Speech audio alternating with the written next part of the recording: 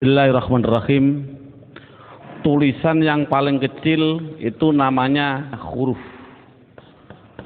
Jadi huruf contohnya yaitu A, B, C, D dan seterusnya. Itu dalam bahasa Indonesia namanya huruf. Dalam bahasa Arab itu namanya huruf. Jadi contohnya huruf yaitu alif, ba, ta dan seterusnya. Itulah namanya huruf. Kemudian di atas huruf yang kedua itu ada yang namanya dalam bahasa Indonesia namanya kata. Jadi kata itu apa? Kata susunan dari beberapa huruf yang mempunyai arti. Contoh, ada huruf S, A, Y, A, saya jadikan satu, itulah namanya kata. Ada M, ada A, ada K, ada A, ada N, saya jadikan satu, namanya kata. Ada R, ada O, ada T, ada I, namanya roti, itu namanya kata. Dalam bahasa Arab itu namanya kalimah. Jadi kalimah yaitu contohnya ana, kumpulnya hamzah, nun, alif, itu namanya kalimah. Akulu, itu namanya kalimah. Al-khubza, itu namanya kalimah. Jadi per satu-satuannya itu namanya kalimah. Di atas kata dalam bahasa Indonesia itu ada yang namanya kalimat. Jadi kalimat itu apa? Susunan dari huruf ini dijadikan satu. Saya makan roti dijadikan satu, itu namanya kalimah. Kalimat. Dalam bahasa Arab itu ada yang mengatakan ada yang mengatakan kalim, ada yang mengatakan kaul, terserah. Metode ini adalah yang penting adalah menganalisa, mendeteksi tulisan Arab yang namanya kalimah. Itu pendahuluan. Sekarang dalam buku ini, metode ini ada beberapa bentuk. Yang pertama menggunakan yang namanya buku panduan, dan yang kedua harus menggunakan silabus, yaitu urut-urutan metode belajar mengajarnya seperti ini. Sekarang setelah anak sudah mengetahui bentuk tulisan, sekarang naik yang poin yang inti, yaitu dalam buku buka halaman 1 yang judulnya yaitu kalimah. Makanya tadi saya bilang yang terpenting anak bisa mendeteksi kalimah. Jadi kalimah itu ada 3. 1 kalimah isim, 2 kalimah fiil, 3 kalimah huruf.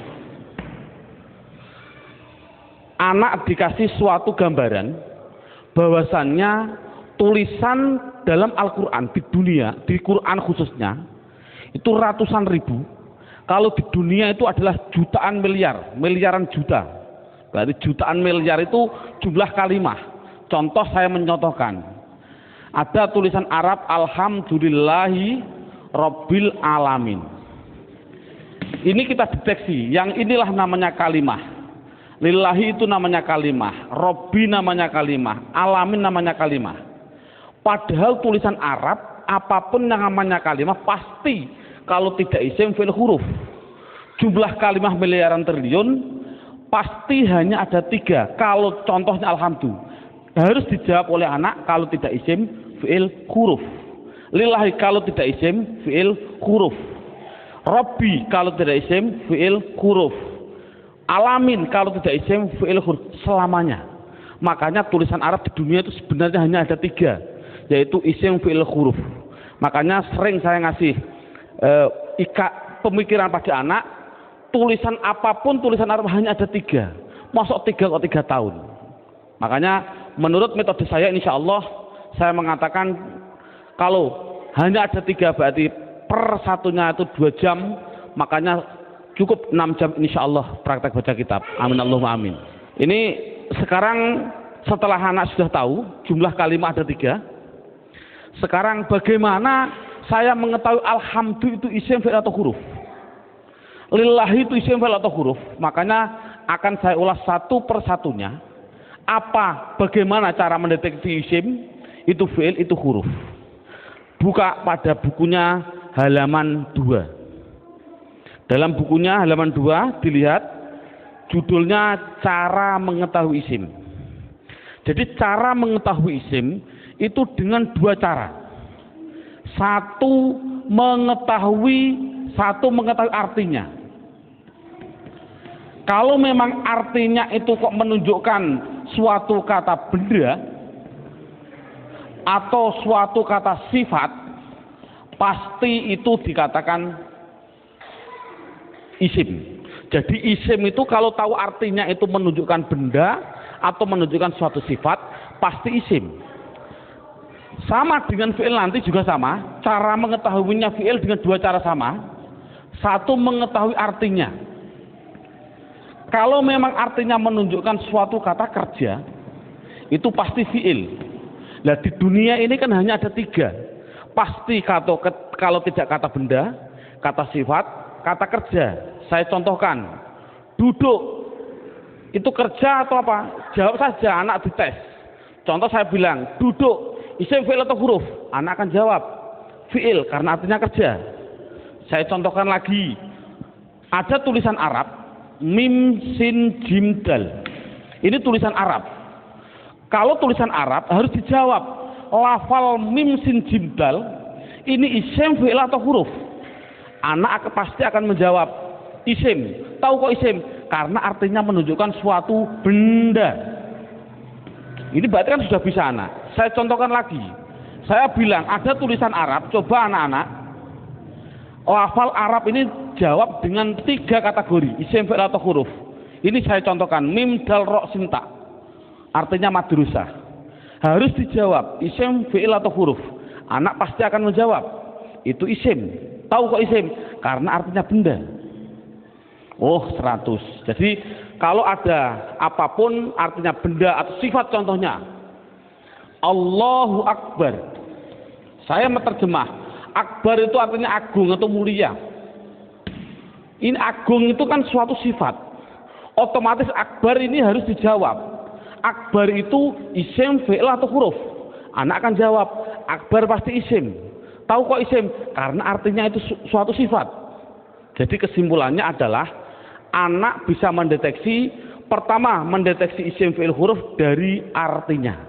Kalau memang artinya benda atau sifat berarti isim, kalau artinya kerja berarti kalimah fi'il. Pertanyaan selanjutnya, Pak, tulisan Arab katanya miliaran triliun, di Al-Quran ada 700-an ribu. Bagaimana saya mengetahui itu isim, itu fi'il, itu huruf, padahal saya tidak tahu artinya? Oh, kalau tidak tahu artinya, lihat buku panduannya, yaitu lihat halaman 3. Dalam buku halaman 3, judulnya adalah mengetahui tanda-tanda kalimah isim. 1, kalau tidak tahu artinya, 1 harus mengetahui tanda-tandanya. Tanda-tandanya isim. Yang dimaksud tanda-tandanya adalah tanda-tandanya isim. Apa tanda-tandanya isim? Buku halaman 3, 1 yaitu dimasuki tanwin.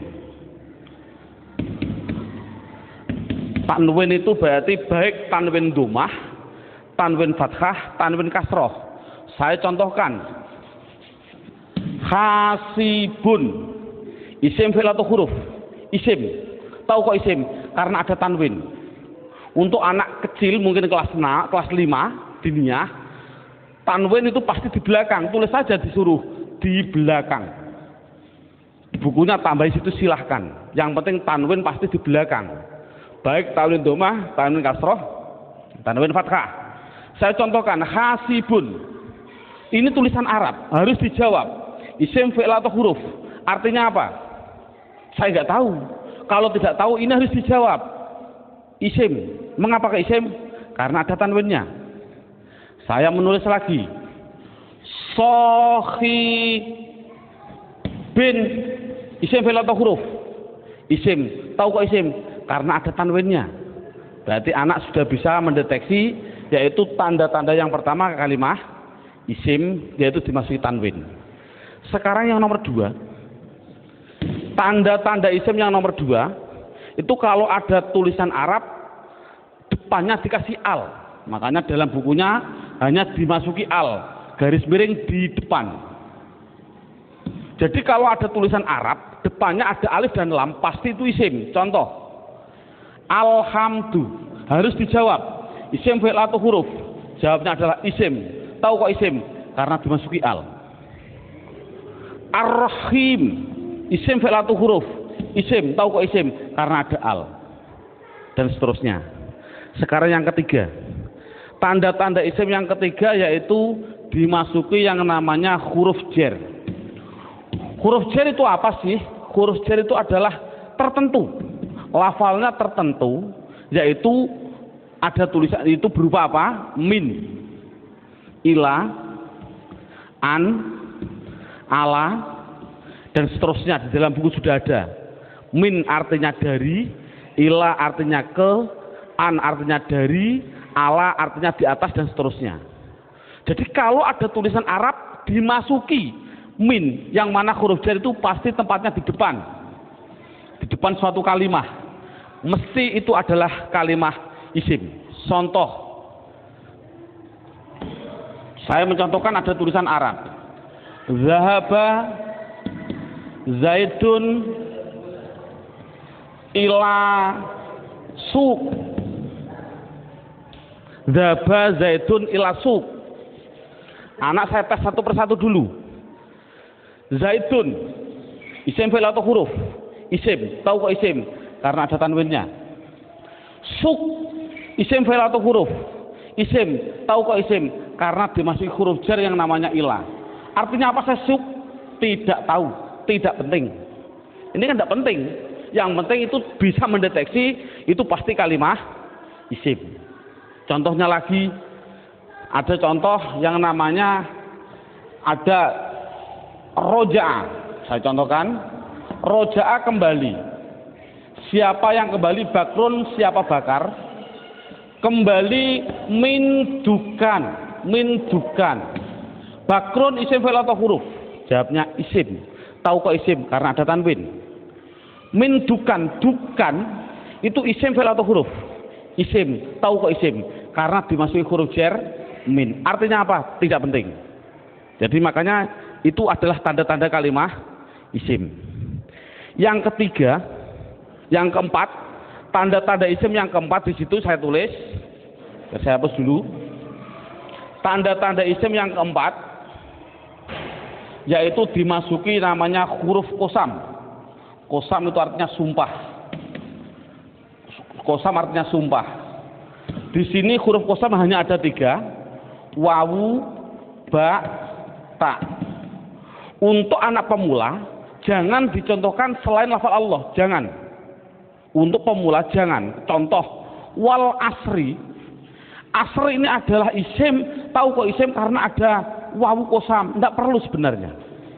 Yang penting itu adalah wawu qasam nanti. Contohkan saja wallahi. Berarti Allah itu isim karena apa? Dimasuki wawu ini. Itu aja masih bingung untuk anak didik. Jadi kesimpulannya qasam tidak begitu penting. Yang penting yang terakhir ini. Tanda-tanda isim yang terakhir yang kelima yaitu dimasuki yang namanya mamimu. Contohkan, ini contoh mamimu di sini dalam buku panduan. Di situ lihat halaman 65. Halaman 65 dalam bukunya dibuka.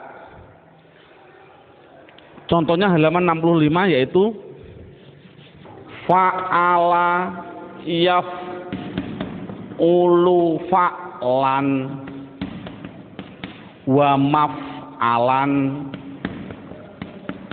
fahuwa fa'ilun wa dzaka maf'ulun. Saya ambil yang penting-penting saja. Uf'ul la taf'ul,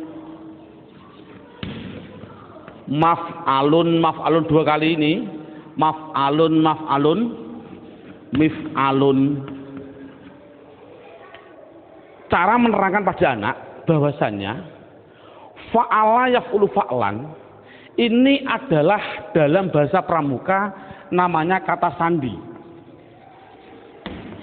Kalau dalam bahasa komputer namanya keyword atau password. Atau password, katakan saja password. Passwordnya itu apa? Itu namanya fa'ala. Karena apa? Fa'ala itu adalah hitungan hanya ada 3. 1, 2, 3. Artinya tulisan Arab di dunia, saya tadi bilang miliaran triliun itu pasti dari 3 kata dasar. Saya bilang contoh, memukul, doroba, ini namanya 1, 2, 3. Duduk, jalasa, 1, 2, 3. Menolong, nasoro, 1, 2, 3. Inilah jadi tulisan Arab itu pasti 3. Contoh fa'ala, berarti saya contohkan di atas. Makanya anak, kalau insya Allah kalau anak desa biasanya sudah bisa. Ini namanya fi'il, ini namanya fi'il. Sebagai kata sandi namanya fi'il.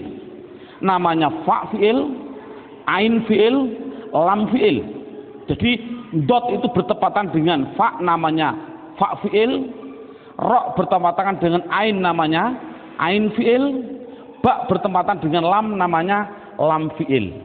Jadi pasti tulisan Arab miliaran triliun itu pasti dari 3 kata dasar. Itu pasti. Jadi kalau dilihat nanti dalam tulisan Arab, yang dimaksud mamimu adalah ada tulisan Arab, depannya ada mim, baik dibaca mi, kasroh mi, atau dibaca mim, dibaca fathah ma, atau ada tulisan Arab dibaca mu, muslim. Kalau ada tulisan Arab, depannya kok dikasih mim, dan jumlahnya pasti 4. Berarti karena 3 yang asli, mim lam sin asli, mim tambahan, lam fa, lam ain fa asli, mim tambahan. Jadi kalau ada tulisan Arab depannya ada mim, baik dibaca ma atau mi atau mu, pasti itu kalimat isim. Contoh, muslim, isim fi'il atau huruf? Jawabnya adalah isim. Tahu kok isim? Karena dimasuki mu. Saya menulis masjid, isim fi'il atau huruf? Isim. Tahu kok isim? Karena dimasuki ma. Dan seterusnya. Saya bilang madrasah, isim fi'il atau huruf? Isim. Tahu kok isim? Karena dimasuki ma. Jadi tulisan Arab kalau ada mim dibaca baik fathah, kasroh, dumah, itu pasti kalimat isim. Sekarang saya tambah sedikit suatu pengenalan. Kalau ada tulisan Arab,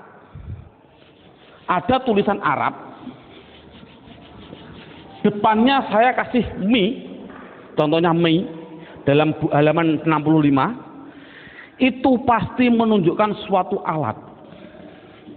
Pasti. Contoh saya contohkan, rowaha, sama dengan fa'ala. Rowaha artinya angin. Coba kalau kasih mi bunyinya apa? Samakan dengan ini. Berarti mati, hidup, hidup.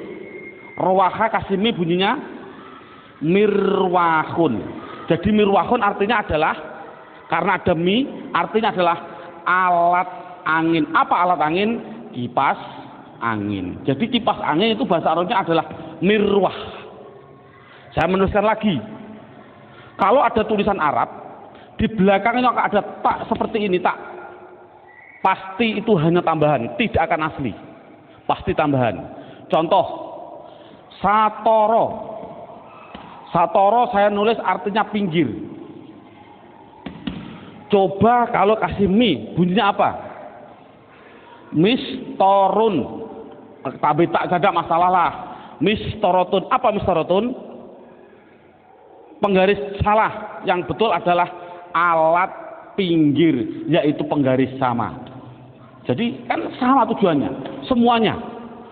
Kalau ada tulisan Arab, depannya dikasih ma, ada arti 2, yaitu mengartikan 2. Namanya menunjukkan suatu tempat atau suatu waktu, menunjukkan waktu. Tinggal pilih kondisional. Untuk guru tolong hanya sebutkan saja pasti maf'a, karena nanti dalam pendalaman ada yang namanya maf'i ada, tapi tidak perlu dicontohkan pada murid. Yang penting adalah maf'a. Kalau ada lafal maf'a, pasti tinggal pilih menunjukkan tempat atau waktu. Contoh, Darosa belajar. Coba kalau kasih ma bunyinya apa? Madrosun. Kasih tak aja lah, enggak masalah lah. Apa namanya? Madrosatun. Darosa belajar. Kalau madrosatun artinya apa? Sekolahan, jangan sekolahan. Artinya itu tempat belajar, yaitu sekolahan, sama. Semuanya seperti itu semua. Kataba menulis. Coba kalau kasih mabunnya apa? Maktabun. Apa maktabun? Maktabun artinya tempat menulis apa? Meja. Jadi meja tulis bahasa Arabnya maktab dan lain sebagainya. Ada yang mengatakan tempat nulis itu adalah kantor, boleh. Jadi maktabun kantor, boleh. Karena memang kantor itu untuk tempat menulis juga. Dan seterusnya. Setelah itu yang penting anak bisa mendeteksi kalimat isim. Ini alhamdulillah cukup sampai ini. Minimal anak bisa mendeteksi media harokat pasti isim. Karena apa? Kita semua bisa melihat yang namanya isim di media harokat itu pasti ada tanda-tandanya itu semua, kecuali satu yang namanya mudhof. Ini murid tidak perlu diterangkan. Ini khusus spesial guru, karena semua media harokat bisa dideteksi itu isim, saya bisa mendeteksi, kecuali satu apa yang namanya mudhof. Berarti mudhof. Apa mudhof itu nanti tidak perlu kita terangkan pada anak. Ini yang pertama. Sekarang alhamdulillah beberapa menit sudah bisa anak bisa mendeteksi tulisan Arab yang namanya isim. Sekarang kita mendeteksi yang kedua yang namanya kalimah fi'il. Kita mendeteksi yang kedua namanya kalimah fi'il. Tadi saya bilang kalimah ada 3 isim fi'il huruf. Isim mengetahui artinya, kalau benda sifat menunjukkan benda atau sifat berarti isim. Kalau tidak tahu artinya mengetahui tanda-tandanya. Sama dengan fi'il. Kalau mengetahui artinya, itu artinya menunjukkan suatu kerja, berarti kalimah fi'il tadi sudah saya terangkan. Kalau tidak tahu semuanya Pak, oh sama dengan isim, yaitu mengetahui tanda-tandanya. Lihat buku panduannya, yaitu halaman 10. Buku panduan halaman 10.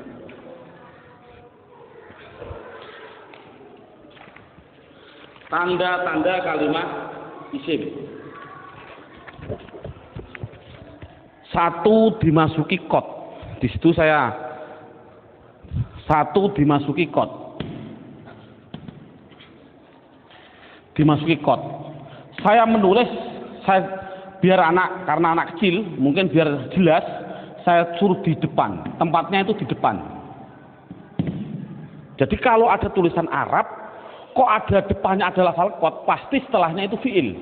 Contoh saya mencontohkan. Allahu Akbar, Allahu Akbar. Qad qomatis shalah, qad qomatis shalah. Ini adalah lafal kot. Koma itu mau tidak mau harus saya jawab itu kalimat fi'il. Tahu kok fi'il? Karena dia dimasuki kot. Ini kan paling mudah. Jadi kalau ada dimasuki kot itu namanya kalimah fi'il. Apa artinya koma? Tidak penting. Yang penting tahu itu adalah fi'il. Tanda-tanda yang kedua yaitu dimasuki yang namanya sin. Tolong lafal sin tidak usah diterangkan. Karena apa kok menerangkan? Wong saya menerangkan fi'il sudah belum tahu, saya contohkan. Lafal saya kurus subha. Yakulu itu adalah fi'il karena apa? Dimasuki sin, tidak akan mungkin paham mana. Makanya sin adalah ditinggal dulu karena dia belum bisa mendeteksi semuanya. Jadi sin saya tinggal. Tanda-tanda fi'il yang ketiga yaitu dimasuki yang namanya saufa. Dimasuki yang namanya saufa. Tulis saja sama, sin ya di depan, saufa ya di depan sama. Contoh yang biasa yang sering didengarkan oleh anak, contoh saya bilang kala saufata lamun tak lamun itu pasti saya mengatakan fi'il. Karena apa? Karena dimasuki saufa. Artinya apa? Tidak penting. Karena sudah tahu itu artinya saufa. Saufa itu masuk pada kalimat tadi mesti kalimat fi'il. Ini paling mudah. Yang terakhir tanda-tanda fiil yaitu dimasuki yang namanya taknis. Saya suruh menambahi pada anak. Taknis itu saya bilang, saya tulis di belakang, tempatnya itu di belakang, dan berupa tak seperti ini yang mati. Orang Jawa bilang tak perahu lah. Jadi tak perahu. Nek ono tak perahu seperti itu, pasti itu namanya kalimah fiil. Contohnya ini.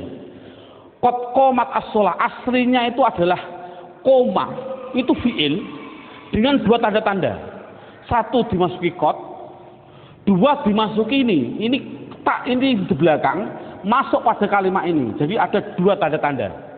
Coba sholat, isim fi'il atau huruf? Isim. Tahu kok isim? Karena ada al. Oh mudah. Namun sekali lagi ini, mulai metode saya adalah nanti menggunakan yang namanya metode hantu. Ini contohnya. Al ini adalah alif dan lam. Yang namanya alif itu pasti mati. Yang namanya alif pasti mati. Ada mati ketemu mati. Itu namanya hantu. Saya tulis, mati ketemu mati namanya apa? Hantu. Orang Arab tidak senang hantu. Akhirnya biar ini hidup, akhirnya dikasih biar berdoa. Bunyi apa? Qad qomatis shalah. Bukan qad qomat shalah lagi, tapi qad qomatis shalah. Saya contohkan lagi. Lafal min ketemu masjid. Bunyinya apa?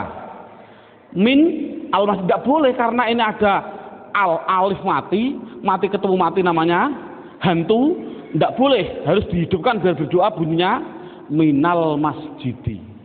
Contoh lagi, an ketemu madrusah, bunyinya apa? Anil. Kok bisa anil? Oh karena ada mati ketemu mati namanya hantu. Ini sekali lagi orang Arab itu tidak senang atas hantu. Kesimpulannya adalah berapa menit mulai pertama dan sekarang ini anak sudah bisa mendeteksi media harokat yang namanya isim dan fiil. Alhamdulillah dengan beberapa menit anak sudah bisa mendeteksi namanya media harokat isim atau fiil. Karena apa? Huruf itu hanya huruf jar. Katakan saja huruf jar. Ada huruf li taukid dan sebagainya itu tidak penting. Jadi kalau huruf jar itu tertentu tadi hanya min ila ada berapa 9. Selain itu tulisan Arab pasti hanya isim dan fiil. Anak sudah bisa mendeteksi kecuali tadi mudhof. Alhamdulillah. Sekarang kita naik poin yang keempat. Poin yang keempat yaitu lihat buku halaman pertama. Dalam halaman pertama terlihat kalimah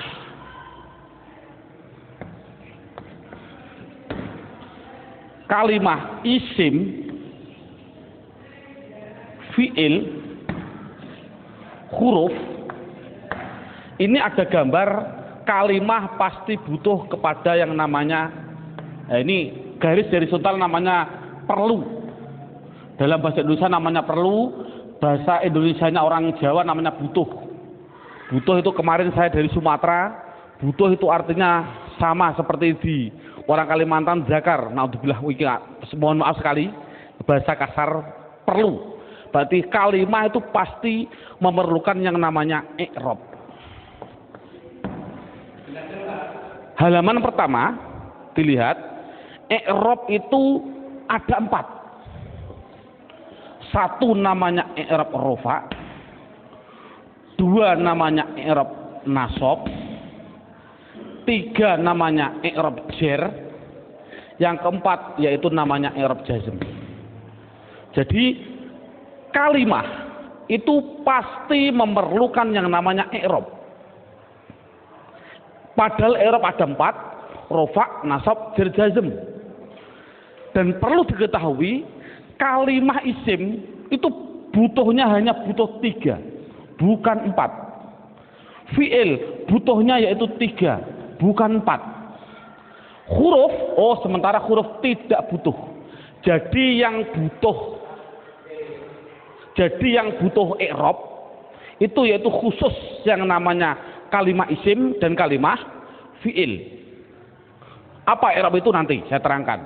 Yang penting isim itu butuh 3. Apa namanya? Jadi perlu ditulis dulu.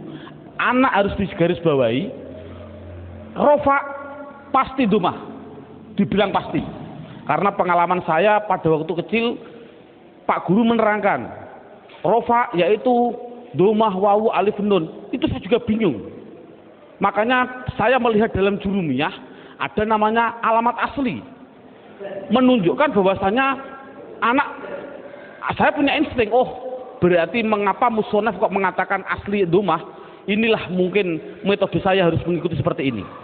Jadi setiap anak pastikan yang namanya rofa pasti domah, yang namanya nasab pasti fathah, yang namanya jer pasti kasroh, yang namanya jazm pasti sukun.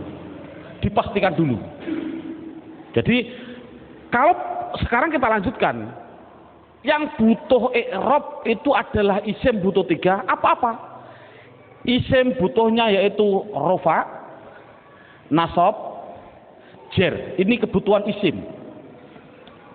Jadi isim butuhnya hanya 3. Rofa, domah, nasab, fathah, jer, kasroh. Tidak butuh kepada jazm. Tidak butuh. Ini penting. Adapun yang fi'il butuh 3. Fi'il butuh 3. Apa-apa? Rofa, nasab, dan jazm. Tidak butuh kepada yang namanya jer. Ini anak harus tidak perlulah kita terlalu ngasih pertanyaan terbulak-balik. Contoh, isim i'rab apa yang khusus masuk pada fi'il, i'rab apa yang tidak boleh masuk pada fi'il. Tidak perlulah. Yang penting minimal pertama kali tolong ditekankan isim. Fi'il aja tidak penting, nanti dulu. Yang penting kalau bilang isim pasti punya namanya rofa domah, nasab fathah, jer kasroh. Itu isim dulu, matangkan isim. Fi'il tidak perlu ditanya dulu. Jadi sekarang pertanyaannya, apa sih yang dinamakan rofa domah? Rofa itu adalah i'rab. I'rab itu apa? I'rab adalah perubahan pada akhir kalimat atau kata, akhir kata atau kalimah dalam bahasa Arabnya tadi. Jadi kalau ada tulisan Arab, perubahan belakang itulah namanya i'rab. Contoh saya bilang, ada tulisan Arab, min sim jim dal. Belakangnya itu, kalau ini kan kata benda. Ini kan orang tahu kata benda. Kalau benda berarti kalimah isim. Kalau isim harus dijawab. Pasti butuh perubahan belakang. Kalau dia rofa ya pasti dun. Apa rofa itu nanti? Pasti dun. Kalau dia nasab berarti pasti dan.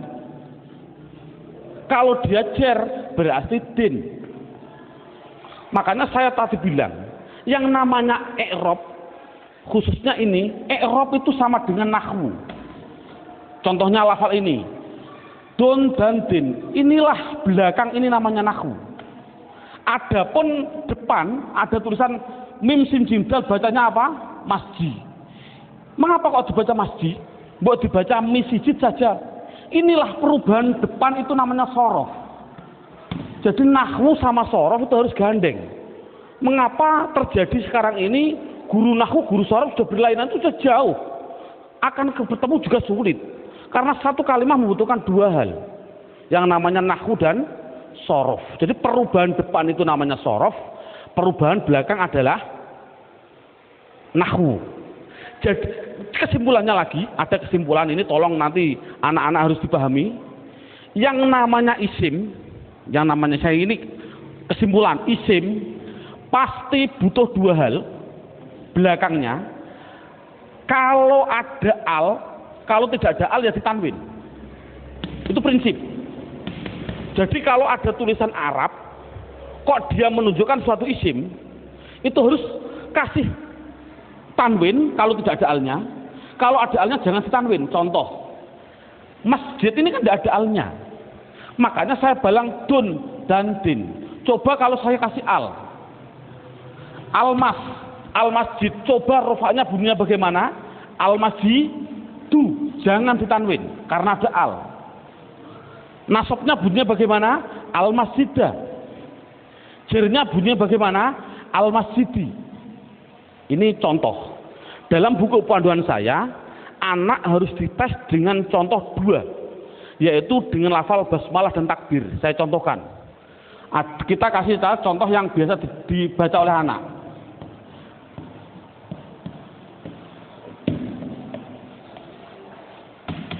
Dideteksi dulu isim fi'ilnya. Coba rohim, lafal belakang ini isim fi'il atau huruf? Isim, tahu kok isim? Ada al. Rohman, isim fi'il atau huruf? Isim, tahu kok isim? Ada al. Allah, isim fi'il atau huruf? Isim, tahu kok isim? Ada al. Silahkan. Ini ada khilafiyah ulama. Ada yang mengatakan jangan bilang al. Ini adalah ismu dzat, tidak boleh dirubah-rubah. Tapi ada ulama yang mengatakan memang al. Dari lafal aliha dikasih al. Jadinya alifnya dikasih panjang. Allah. Nah, untuk anak kecil biarlah itu bilang isim karena ada al. Silahkan. Ismi ini isim. Tahu kok isim karena ada huruf jerba. Ini memang sulit. Anak pemula memang sulit. Tidak begitu penting. Yang penting dikasih tahu ismi isim karena ada huruf jer masuk. Kalau ini mengatakan isim, ini isim karena ada al. Ini isim karena ada al, ini isim karena ada al. Coba harokannya gimana? Bismi, saya baca kasroh, berarti dia menunjukkan rufa nasab atau jer? Jer, karena kasroh. Oh 100. Bismillahi, saya kasri hi, berarti di kasroh. Isim ada kasroh. Oh masuk karena dia jer berarti.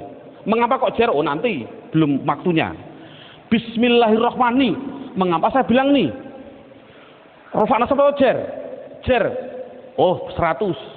Teruskan. Bismillahirrahmanirrahim. Pasti anak jawab khim. Jawab saja mustahil. Karena sukun itu miliknya fi'il. Ini kan sukun. Sukun itu adalah miliknya kalimah. Sukun itu miliknya kalimah fi'il. Padahal ini isim. Berarti ini milik isim, tidak boleh. Jadi salah ada tulisan Arab Bismillahirrahmanirrahim, mimnya kok disukun, salah. Mestinya itu kalau dia isim, kalau tidak rohimu, ya rohimah ya rohimi, pasti itu. Oh kebetulan di dalam Al-Quran tulisannya adalah mi, ya berarti jer. Dari mana kok jer? Yang penting dia kasroh itu jer. Mengapa kok dibaca jer? Oh nanti belum masanya. Yang penting dia bisa mendeteksi itu isim, rofa nasab atau jer. Ini kan anak sudah lumayan. Dengan berarti gambaran rohim ini adalah menggambarkan anak biar tahu, oh isim tidak boleh ditanwin. Loh kok disukun pak? Oh tidak boleh tanwin, maaf. Sukun. Mengapa sukun pak? Karena wakof. Saya contohkan lagi. 2 contoh. Lafal Allahu Akbar. Allahu Akbar.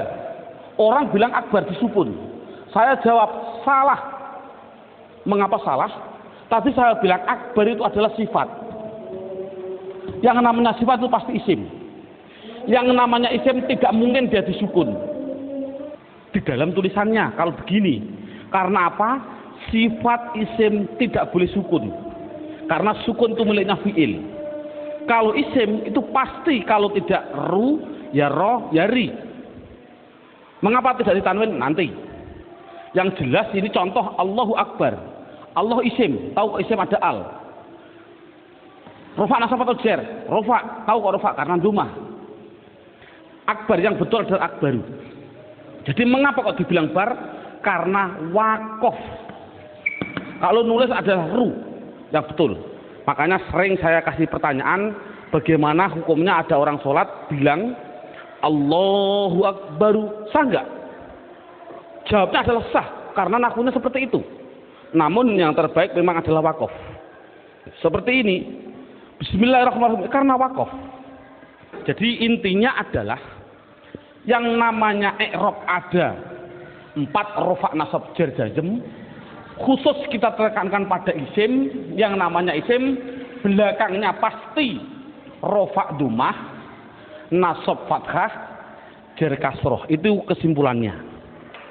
Sekarang silabusnya poin yang kelima, judulnya yaitu pendalaman isim. Buka halaman 1. Sama halaman 1. Yaitu lihat halaman 1. Isim dibagi 2. Ada yang namanya isim mabni, ada yang namanya isim mu'rab. Sekali lagi, isim mabni dan isim mu'rab dibagi dulu. Apa yang namanya isim mabni? Dalam buku halaman 2 ada.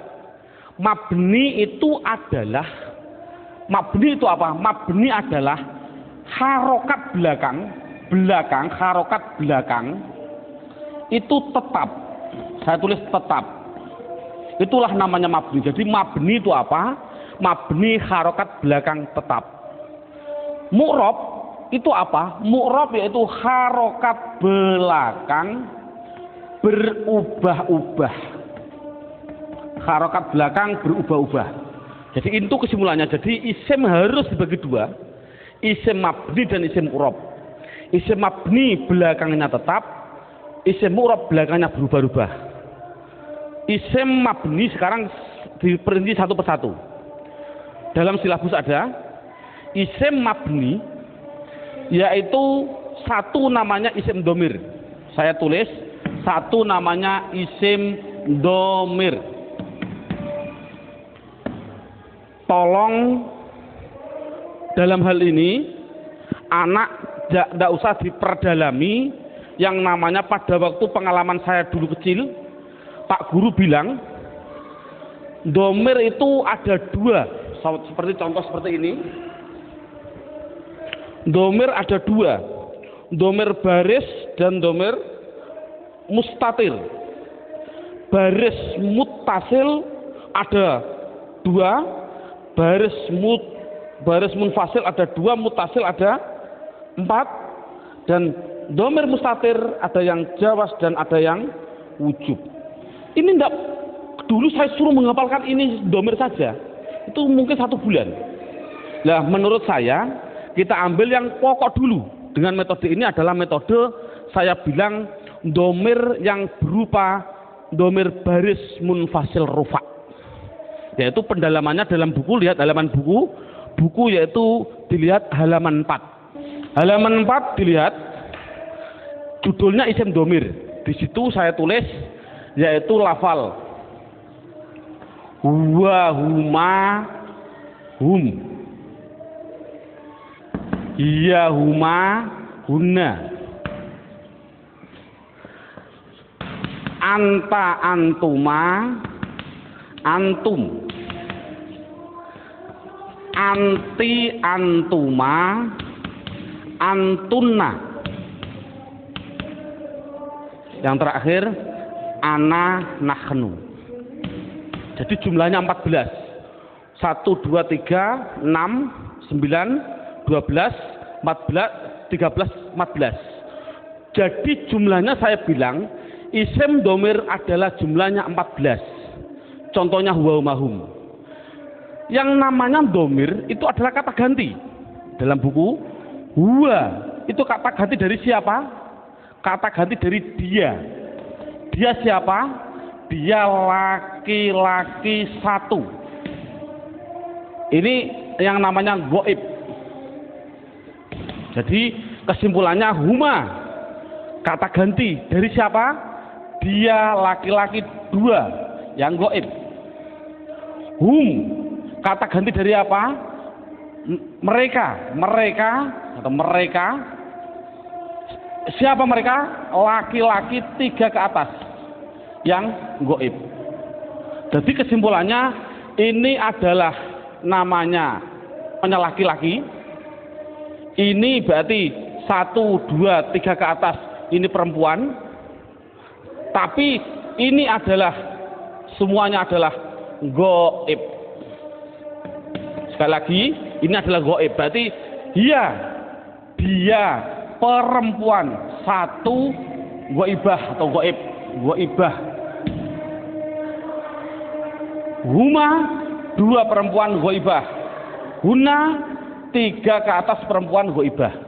Jadi inti kesimpulannya adalah 3 ini laki-laki, 3 ini perempuan yang semuanya adalah katakan goib. Anta Kata ganti siapa? Dari kamu. Kamu siapa? Kamu laki-laki satu yang hadir. Saya simpulkan, intinya ini adalah laki-laki yang anti antuma antuna. Saya simpulkan perempuan, namun dua-duanya ini namanya hadir. Namanya hadir. Ana artinya saya, nahnu artinya kita. Penjelasannya, mengapa dhamir dikatakan mabni? Ini anak dijelaskan dengan dua pendekatan. Contoh lafal huwa. Huwa itu kata ganti siapa? Dari dia. Dia satu, orang laki-laki satu, orang Inggris. Kata gantinya juga dia, tetap inilah akhirnya, wa. Selamanya akhirnya dibaca wa. Makanya dikatakan mabni adalah belakangnya tetap, yaitu tetap dibaca fathah. Dia orang Amerika, dia sama tetap wa. Orang Indonesia, ya tetap wa. Jangan mentang-mentang orang Indonesianya orang pendek-pendek terus dibilang wi. Kalau orang Arab orangnya tinggi-tinggi wu, tidak boleh. Kesimpulannya adalah selamanya pasti akhirnya tetap berupa yang namanya wa. Itu pendekatan secara logika. Pendekatan secara nahwiyah walaupun salah. Karena walaupun salah, contoh huwa dia dibaca rofa ya tetap huwa. Dia karena isim kan dibaca nasab ya tetap huwa. Dibaca jar ya tetap huwa. Sekali lagi untuk seorang guru cara menerangkan seperti ini walaupun salah. Kan tidak mungkin huwa itu adalah dhamir rofa. Kok bisa nasab? Itu contoh seorang guru. Ini penting untuk seorang guru. Ngomong ini permasalahannya, pengalaman saya keliling, pertanyaan saya itu rata-rata di dalam hal gaib dan hadir. Saya bilang, apa sih artinya gaib dan apa sih artinya hadir? Rata-rata orang mikir, gaib adalah tidak ada orangnya. Hadir adalah ada orangnya, padahal salah. Pengertian gaib adalah tidak diajak bicara, walaupun ada di sampingnya. Samping saya ada namanya Zaid. Ada orang tanya, Pak, Zaid mau ke Semarang kok, bilang pada saya. Padahal di samping saya ada Zaid. Ini namanya hadir atau gaib? Gaib, karena orangnya bicara sama saya, bukan pada Zaid. Jadi kata gantinya pada Zaid adalah wa. Ini menunjukkan artinya gaib, yaitu jangan diartikan tidak ada orangnya, diartikan apa? Tidak diajak bicara. Kalau hadir, ya berarti diajak bicara. Itu kesimpulannya adalah mabni harokat belakangnya tetap selamanya. Contoh mereka selamanya mesti hum, disukun selamanya.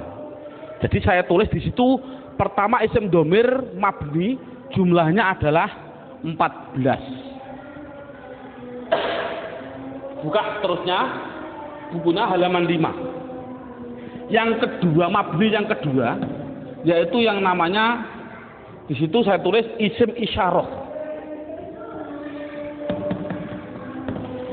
Isim isyarah tidak perlu kita terlalu banyak mencontohkan. Isim isyarah itu kita contohkan hanya yang mudah-mudah saja.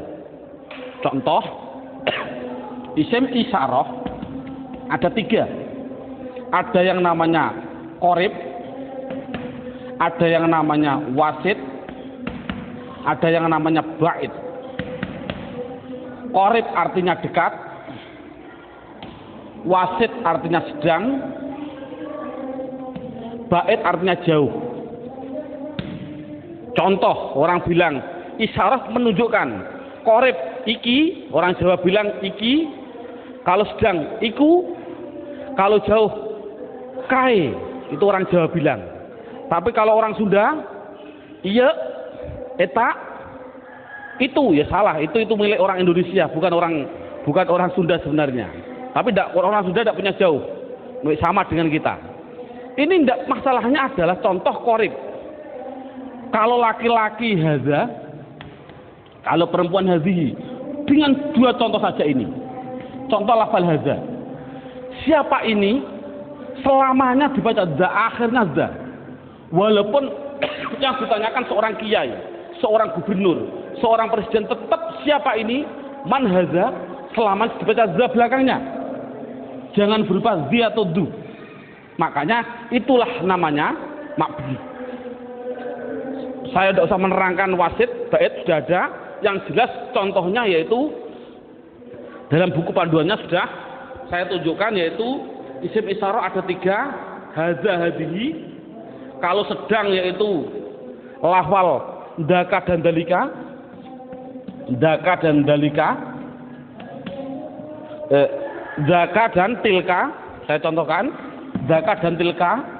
Kalau jauh saya contohkan hanya 2, dalika dan ulaika.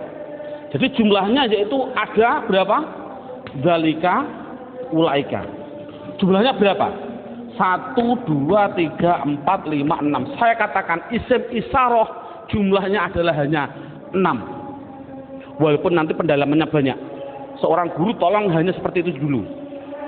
Terusnya mabni yang ketiga yaitu yang namanya isim mausul. Buka dalam bukunya halaman yang ke isim mausul, kata sambung. Datanglah Zaid yang mana ja'a Zaidun alladzi. Ini isim mausul itu hanya tertentu, lafalnya tertentu. Sudah dalam bukunya ada, yaitu lafal alladzi, alladzina, alladzi, alladzani, alladzina. Contoh saya tidak usah nulis. Mohon dilihat contoh ini isim mausul tertentu. Alladzi, alladzani, alladzina, allati, allatani, allati. Cukup sebutkan hanya 6 saja, yaitu biar anak hanya tahu isim mausul jumlahnya hanya ada 6. Mabni yang keempat. Mabni yang keempat yaitu yang namanya isim istifham. Istifham. Istifham itu pertanyaan. Di situ saya menulis, tidak usah saya tulis biar waktunya lebih singkat. Yang penting guru bisa menerangkan.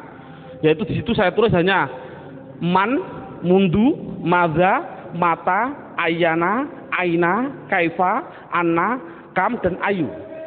Jumlahnya saya tulis itu hanya 10. Jadi istifham hanya ada 10. Yang keempat, yang ke mabni yang kelima, yaitu namanya isim syarat. Syarat itu apabila jikalau andai kata itu namanya syarat. Saya tulis dalam bukunya biar lebih singkat. Lafalnya tertentu.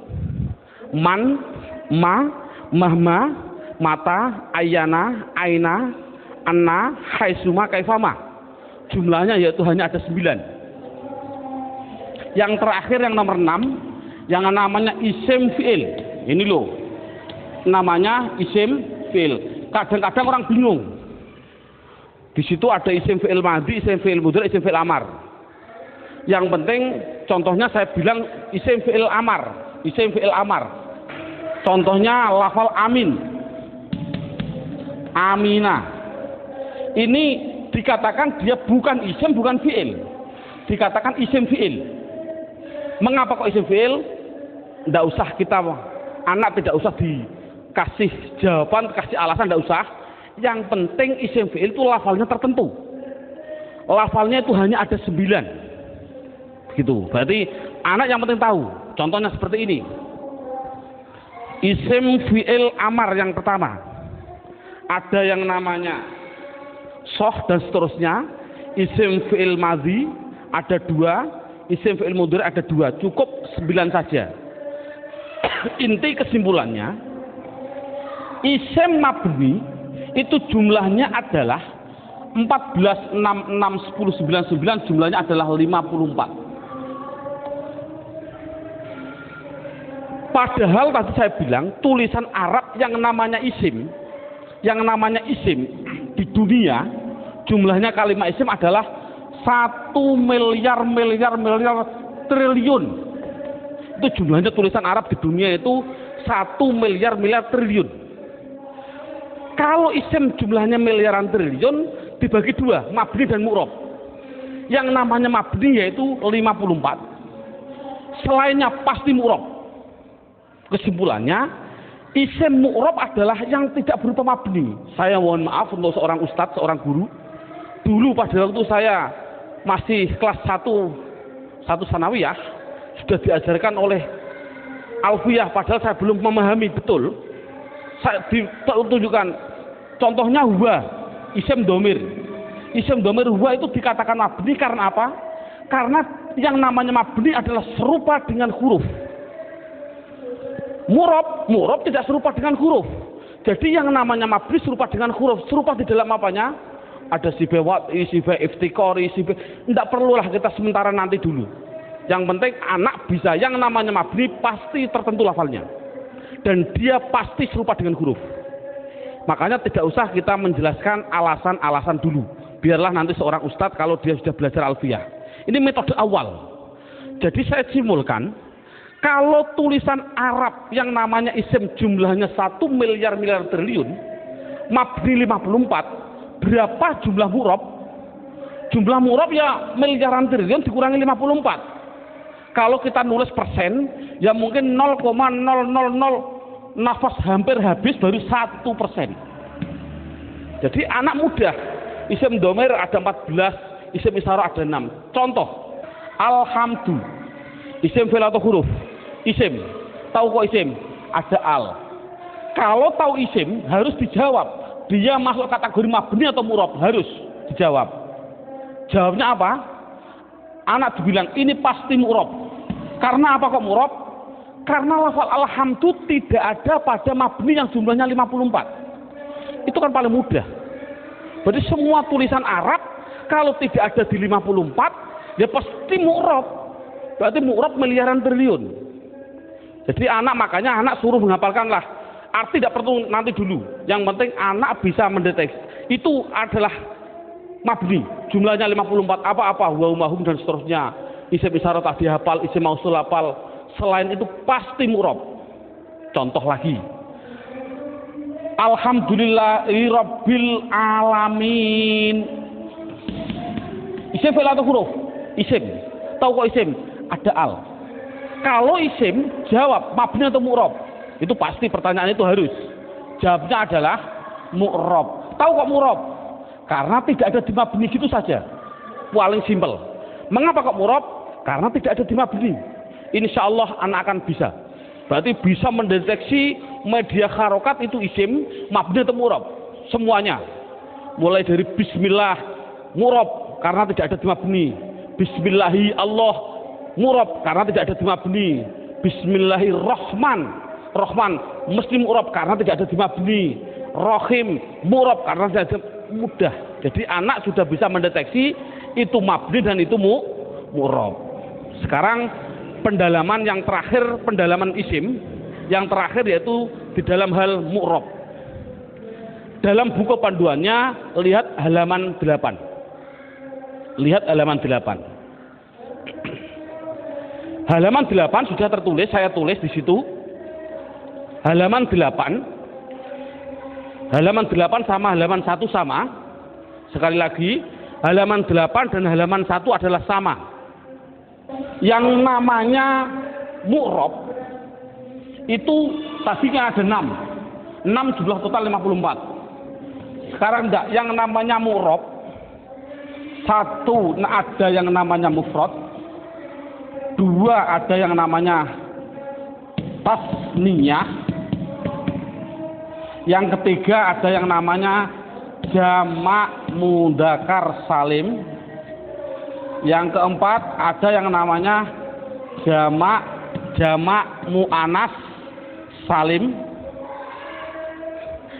yang kelima, nah ini saya batasi cukup mu'rob yang penting anak bisa 4, mufrad tasniyah jamak mudzakkar salim jamak muannas salim, yang kelima sampai yang ke-9 tidak penting.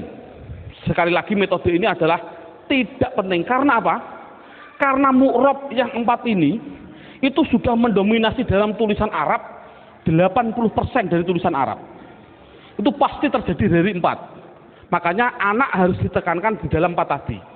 Berarti sekali lagi, mu'rob yang jumlahnya miliaran triliun dikurangi 54, itu harus dimasukkan di antara 4 ini. Berarti di antara 4 ini, mufrad, tasniyah, jamak mudzakkar salim, jamak muannats salim. Sekarang anak diterangkan, apa sih yang namanya isim mufrad? Lihat ini, mufrad itu bahasa Arab. Artinya apa mufrad? Artinya satu. Baik dia seorang laki-laki atau perempuan, pokoknya satu, itu nama bahasa Arabnya mufrad. Tasniyah itu bahasa Arab. Apa sih artinya tasniyah? Tasniyah itu artinya 2. Baik dia seorang laki-laki atau perempuan. Yang ketiga, namanya jamak mudzakkar salim. Jamak itu artinya banyak, banyak itu artinya 3 ke atas, 3 plus. Mudzakkar artinya laki-laki, salim artinya selamat, berarti laki-laki yang selamat. Ngonoke selamat cara jane. Yang keempat, jamak muannats salim. Jamak artinya 3 ke atas, muannats artinya perempuan, salim selamat. Jadi sementara anak dites dengan bahasa Jawa atau bahasa Indonesia, disuruh mengarabkan. Contoh saya bilang, coba saya bilang 2 buku, itu mufrad atau tasniyah atau jamak mudzakkar salim atau jamak muannats salim? Jawab tasniyah. Tahu kok tasniyah? Karena artinya 2. Saya bilang 5 bakar, mufrad, tasniyah atau jamak mudzakkar atau jamak muannats? Jawab jamak mudzakkar salim. Karena apa? Artinya 5 3 ke atas, zaid adalah, bakar adalah laki-laki. Jadi anak sudah bisa dites dengan bahasa Jawa, disuruh membahasa Arabkan. Contoh sekali lagi, 2 zaid tasniyah, 5 bakar jamak mudzakkar salim, 10 hindun itu perempuan, jamak muannats salim. Bakar 1 artinya mufrad, Zainab 1 artinya mufrad bahasa Arabnya. Nah, kalau ada tulisan Arab kok tidak berupa mabni yang jumlahnya 54, pasti harus dimasukkan mu'rob. Kalau mu'rob harus dimasukkan di antara 4 ini, harus apa mufrad, apa tasniyah, apa jamak mudzakkar salim, apa jamak muannats salim, pasti harus masuk semua tulisan mu'rob. Contoh, nah ini bagaimana saya mengetahui Pak tulisan Arab itu mufrad, tasniyah, jamak mudzakkar salim, jamak muannats salim? Lihat bukunya halaman 8. Kalau ada tulisan Arab, belakangnya kok ada alif nun atau ya nun, nunnya dibaca kasroh ni, sebelum ya dibaca fathah, sebelum alif dibaca fathah, bunyinya ani atau aini, mesti artinya 2. Kalau ada tulisan Arab, belakangnya kok berupa wawun nun atau ya nun, nunnya tapi dibaca na, baca fathah na, sebelum ya dibaca kasroh, sebelum wawu dibaca dhammah. Kalau orang Jawa bilang una, ini berarti mati ini, atau ina, tadi aini, mesti artinya 3 ke atas laki-laki. Kalau ada tulisan Arab, belakangnya berupa alif dan ta, taknya tak perahu, sebelum alif dibaca fathah, taknya hanya 2, kalau tidak ton ya tin, itu pasti dikatakan jamak muannats salim. Kalau ada tulisan Arab, belakangnya tidak ada tambahan ani, aini, una, ina, atun, atin, mesti itu isim mufrad. Jadi isim mufrad itu apa? Yaitu kalau tulisan Arab tidak ada belakangnya tidak ada tambahan. Saya contohkan. Alhamdu. Isim fi'il atau huruf? Isim. Tahu kok isim? Karena ada al. Pertanyaan selanjutnya, mabni atau mu'rob? Mu'rob. Tahu kok mu'rob? Karena tidak ada di mabni. Kalau mu'rob harus dimasukkan di antara 4 ini, wajib. Empat ini harus dimasukkan. Berupa apa? Mufrad. Tahu kok mufrad? Karena belakangnya tidak ada tanda-tandanya. Ani, aini. Ini kan dal. Dal ini kan tidak ada tambahannya. Oh, jadi alhamdu adalah isim mufrad. Contoh lagi. Bismillah, alhamdulillahirabbil alamin. Alamin. Pertanyaan, isim fi'il atau huruf? Isim. Tahu kok isim? Ada al. Mabni atau mu'rab? Mu'rab. Tahu kok mu'rab? Karena tidak ada di mabni. Kalau masuk mu'rab, masukkan di antara empat ini. Bunyinya apa? Jamak mudzakkar salim. Tahu kok jamak mudzakkar salim? Karena belakangnya ada inang, ya nun, sebelumnya dibaca kasroh. Cocok nggak dengan ini? Ina. Jadi tulisan Arab mesti gitu semua. Kalau mu'rab pasti harus masuk kategori di antara empat tadi. Ini alhamdulillah berapa jam ini anak sudah bisa 100% mendeteksi isim dan mengkategorikan di antara mabni dan mu'rab. Subhanallah, sudah bagus. Ini untuk apa isim tadi? Oh, nanti. Itu adalah setelah 3 jam. Kita istirahat dulu.